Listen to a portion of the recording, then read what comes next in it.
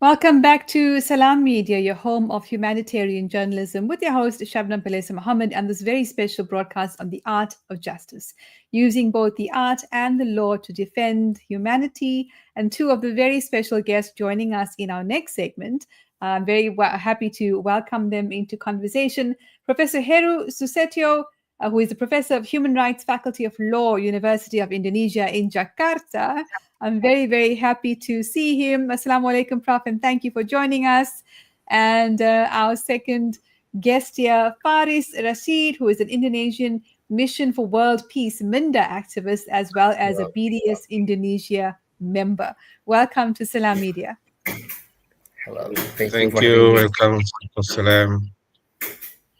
Wonderful. So I know, Prof. And Faris, you've both been very busy since we last met, which seems like a long time ago. But I was actually in Indonesia and participated in an excellent program training young lawyers to protect humanity against wars and genocides, with a special focus on Palestine. But I took the opportunity to also highlight the genocides in Congo and Sudan. Let's start with you, Prof.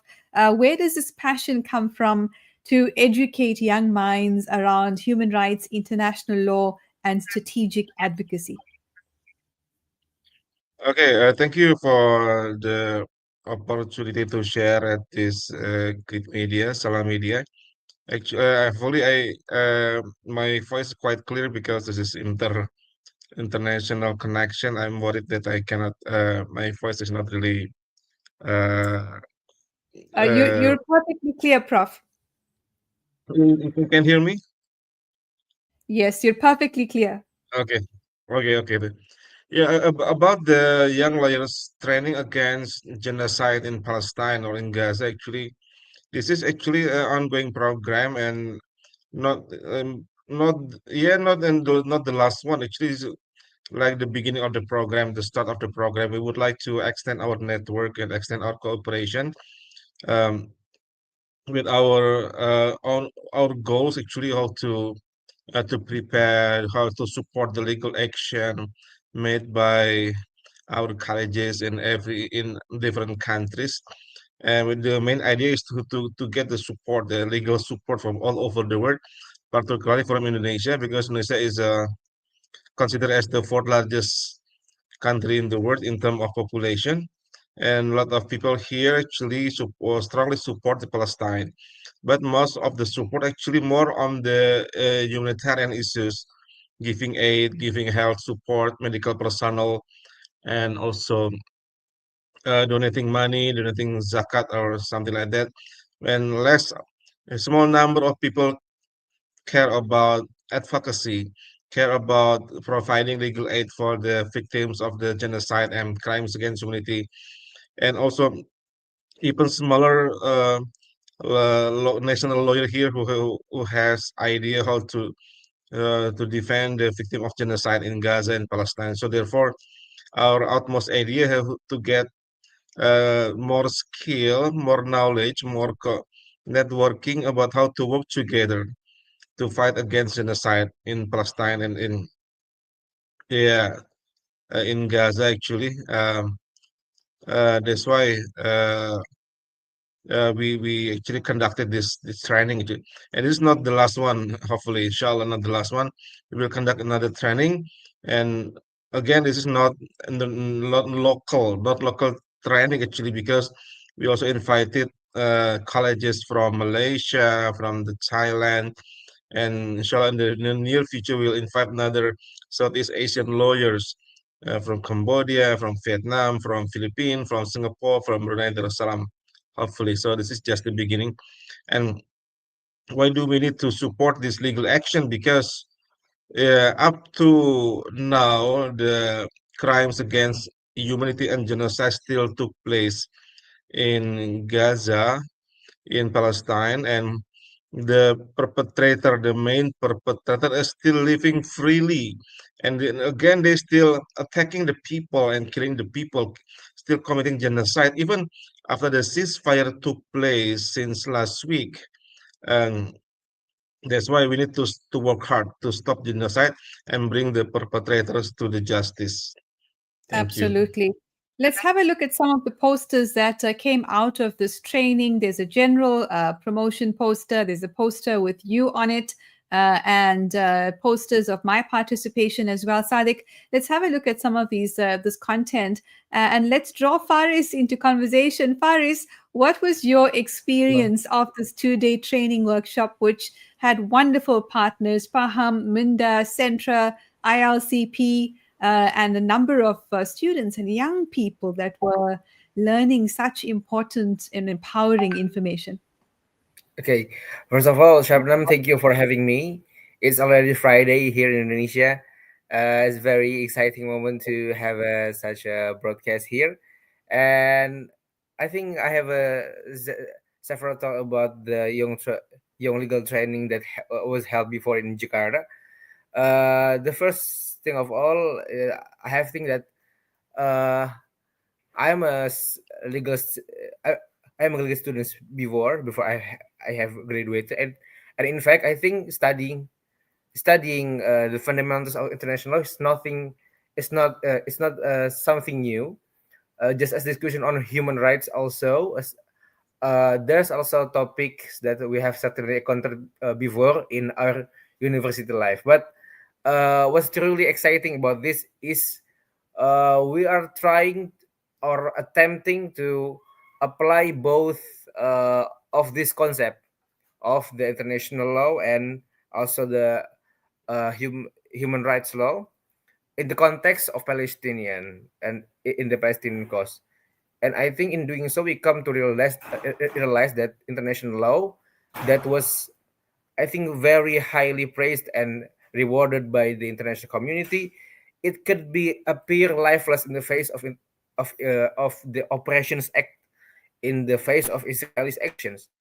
And I think with the human rights framework, however, it can still find a common ground to stand together in defending and upholding the rights of the Palestinian people. Uh, I felt that the young lawyer training has greatly helped me to understand the most effective way and the most ethical way to take in supporting our brothers and sisters in Palestinian, and so to do some humanitarian efforts in Palestine. I think that our host here, Mrs. Shabnam, has also taught me so much about legal activism, which I adore so much, and I find it was really and greatly valuable for me. Thank you so much, Faris. Let's remove that poster from screen. You know, your insights are so valuable as a graduate who's been participating in this very important program, focusing on frameworks and foundations, as well as advocacy and actions. And Prof. Hero, you've mentioned that this is going to be an ongoing program, and of course, we are engaging in discussions as to expanding this program to include students from Africa. I mean, ideally in person. We'll have to find some middle ground in between our two great parts of the world, but perhaps even online. Do you anticipate that as the world understands more about human rights law and international law, that there's going to be more interest in young people becoming lawyers, young people who haven't been jaded by the system, young people who haven't yet questioned what really is the role of the ICC and the ICJ? Yeah. Thank you, Mr. Sapnam. Actually, the current challenge right now in Indonesia and Southeast Asia, how to educate the people, how to actually improve the literacy about the Palestine issues, and as well as another genocide and crimes against humanity issues all over the world. But if we refer to Palestine affair, Palestine issue, because many young people from Z generation, they do not really understand what have been took place, what happened in Palestine or in Gaza. Um, so our current problem before we took any legal action or before we prepare the legal team to support the another legal team in ICC or ICJ or another international mechanism, all we need to do is how to improve the literacy, improve for the young people because Only small number of people understand about the real reason of the history of the Palestine war, the Israel attack in Palestine, Israel aggression, colonization since 1948. Only small number of people understand that it is actually dated back to 1948, dated back even to 1917, Balfour Declaration, and so on and so forth. And also, this is the case. It's not really a religious war, but war on the crime against humanity and genocide. So our utmost priority is how to educate our people to improve the literacy. After that, we need to educate our fellow young lawyers or young people about how to understand international human rights mechanism, understand international criminal law, to understand the UN mechanism, UN mechanism, UN human rights mechanism, because this is not really easy. And also, we got some problem with English, right? Because English is not the first language in Indonesia. Perhaps in Malaysia, many people can speak English because Malaysia used to be colonized by British, but Indonesia used to be colonized by Dutch. So not everyone can speak English very well, even though English have been studied since elementary school. But we need to improve our English and particularly legal English. So we have a lot of challenges in the future, but of course we are still optimistic we can do that. We can overcome that, inshallah. And so we need to expand our network so we can learn and work together. We are not alone. Absolutely. Let's bring Faris back into conversation. There's an echo somewhere. I think it's gone. So Faris, I mean, I think one of the topics that we talked about on day two, perhaps even day one, was the subject of enforceability. So there is the ICC, there's the ICJ, there's universal jurisdiction, which means we can also apply findings and rulings and precedents at a national level in our various countries. What did you find to be most interesting about what I'd contributed on day two? In particular, taking statements of, or recording evidence in a conflict zone where the victims or the survivors are likely very traumatized, and you still need that level of detail from them so that the statement is actually credible. What are your learnings from that session? Okay, so personally, and I think too collectively, I think it was a very valuable sessions for all the participants. So me myself personally, I think is very valuable because the sessions or the matters that was have been studied in the sessions was some things very new to me. Of course, we in our faculty we are oftenly and we are always studying about how how are the law works in the jurisdiction matters and how the laws are working in the formal matters. But I think regarding to the Palestinians, which are involving like taking evidence from abroad, and also we have to really put so much effort and attention to the conditions of the people there, of the victims. It's very new thing to me to learn that we have to really pay attention for some things that very ethical. In the same time, we have to really put attention how to make our job right here to taking evidence a very efficient and effective job. That's a very valuable things for me from you that I've been learned. And I think it could be like return to the main idealism of our country. It has been studied that, of course, in this modern era, there's so much rights to be there's to be much to be looking about. There's a law of uh, private of the privacy, and also I think most of the ethical things has to be done with if we talking about the Palestinian people. So I think that's a thing that's I think very valuable to me. to be studied. Excellent. Thank you very much, Faris, for those insights. Of course, we also attended an event at Indonesia University, which was excellent. And I think Sadiq had shown that poster shortly. We had speakers from Palestine, India, Africa, and Indonesia. Fantastic event held at the university. And at the end of which, there were speakers, we spoke, we contributed, and then we had a panel discussion. And at the end of that, there was a very powerful moment where we got together and we chanted for justice and for Palestine. So let's have a look at that video, Sadiq, if you could cue that up. And while you're doing that, Prof. Heru, I know that you were not there, but you arranged the invite for me to participate. Faris, you were there. What are your reflections on that event? The event that we have attending in University of Indonesia, right? Is that the event? At the university, yes. I think it was fabulous. We had more guests than in the previous event. We have one speaker that come from Palestinian, Saleh Hijazi. We have one speakers that come from India, Apurva, and we also have you and our lecturer in the political science, Mr. Sof Albana, and our representation from the students, Fahira.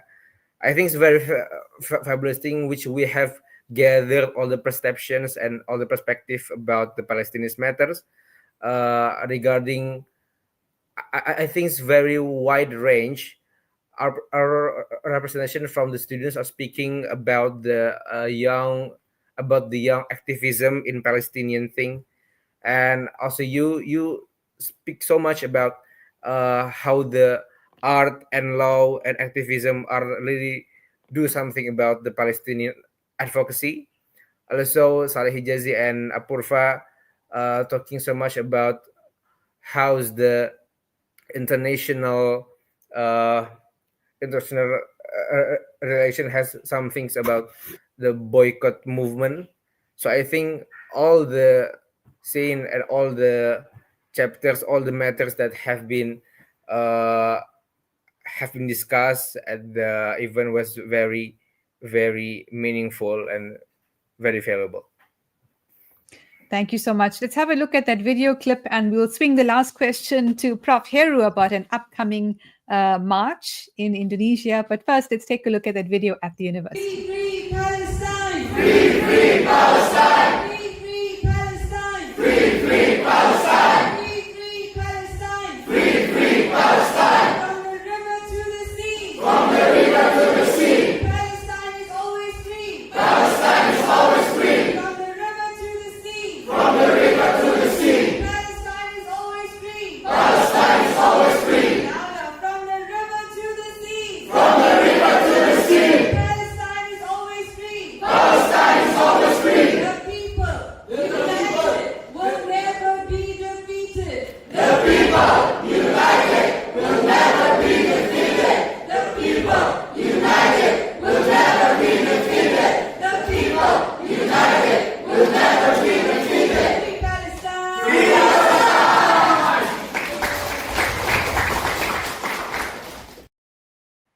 See, that was fabulous. That was fabulous. Very powerful moments indeed at Indonesia University, and we look forward to building on the momentum that has developed through our work, interacting as the Global South and as humanitarians. Prof. Heru, you've got an event coming up, a very interesting event in relation to Donald Trump. Let's have a look at that poster, Sadiq. I know the last March we had maybe 100,000 people in Indonesia, so I'm not sure how Yes, many you're going to see for this one. But let's have a look at yes. that poster. Tell us about this event, Prof. Heru. Yeah, this is actually will be in Malaysia. Unfortunately, Trump will not come to Jakarta or to Indonesia, but I will. We do hope that Malaysian people, our colleagues and brothers in Malaysia, will react seriously and will protest Donald Trump seriously because he complicit actually. He actually support the Israeli and he befriend Netanyahu and this is very serious one. Therefore, we do hope that Malaysian colleges over there uh, can react properly and can fight against the actually again the intention of Donald Trump.